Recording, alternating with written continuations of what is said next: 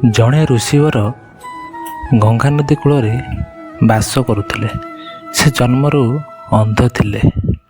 ତାଙ୍କ ନେତ୍ରକୁ ଦେଖାଯାଏନି।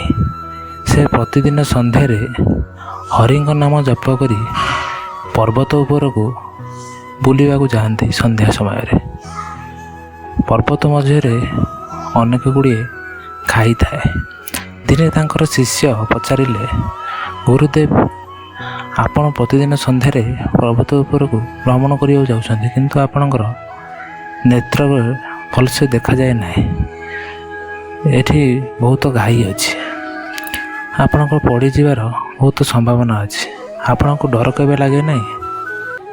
ଗୁରୁଦେବ ସେହି ଶିଷ୍ୟକୁ କହିଲେ, ତୁମେ ଆଜି ସନ୍ଧ୍ୟାରେ ମୋ ସହିତ ଭ୍ରମଣରେ ଯିବ।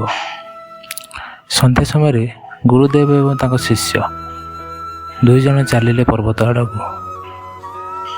ଗୁରୁଦେବ କହିଲେ, ବାଟରେ ଯଦି ଘାଇ ଆସେ ତେବେ ମୋତେ ଜଣେଇବ। ସେହି ସମୟରେ କିଛି ବାଟ ଗଲା ପରେ ଏକ ଘାଇ ଆସିଥିଲା। ଘାଇ ଆସିବା ସମୟରେ ଶିଷ୍ୟ କହିଲେ, ଗୁରୁଦେବ, ଏକ ଘାଇ ଆସିଲା।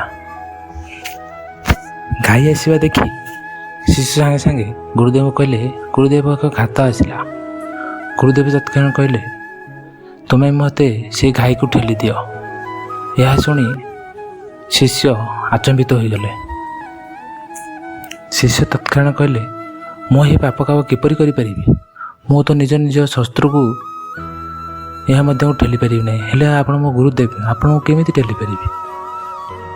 ମୁଁ କହୁଛି, ଏହା ଗୁରୁଦେବଙ୍କ ଆଦେଶ, ତୁମେ ମୋତେ ଏହାକୁ ଖାଇକି ଠେଲି ଦିଅ। ଯଦି ନ ଠେଲ ତୁମେ ନର୍କକୁ ଯିବ। ଶିଷ୍ୟ କହିଲେ, ମୁଁ ନର୍କକୁ ଯିବା ପାଇଁ ପ୍ରସ୍ତୁତ ଅଛି, କିନ୍ତୁ ମୁଁ ଆପଣଙ୍କୁ ଘାଇକୁ ଠେଲି ପାରିବି ନାହିଁ। ଏତିକିବେଳେ ଋଷିବର ହସିକି କହିଲେ, ତୁମେ ତ ସାଧାରଣ ଜଣେ ମନୁଷ୍ୟ, ମୋତେ ଘାଇକି ଠେଲି ପାରୁନାହିଁ, କିନ୍ତୁ ଭଗବାନ ଯିଏ ଆମକୁ ପାଳୁଛନ୍ତି, ସେ ଆମକୁ କେମିତି ପଡ଼ିବାକୁ ଦେବେ? ସେ ତାଙ୍କ ସନ୍ତାନକୁ କେମିତି ତଳକୁ ପଡ଼ିବାକୁ ଦେବେ? ଈଶ୍ୱରଙ୍କ ଉପରେ ଭରସା ରଖିଲେ ସେ କେବେ ହେଲେ ଆମକୁ ପଡ଼ିବାକୁ ଦେବେ ନାହିଁ। ସେ ଯିଏ ଆମକୁ ପାଳନ କରୁଛନ୍ତି ଏବଂ ଆମକୁ ସୁଖ ଦୁଃଖରେ ସାହା ହୁଅନ୍ତି, କେବଳ ଈଶ୍ୱରଙ୍କ ଉପରେ ଭରସା ରଖିଲେ ହିଁ ସେ କେବେ ହେଲେ ଆମକୁ ତଳେ ପକାଇବାକୁ ଦେବେ ନାହିଁ। ଜୟ ଶ୍ରୀକୃଷ୍ଣ।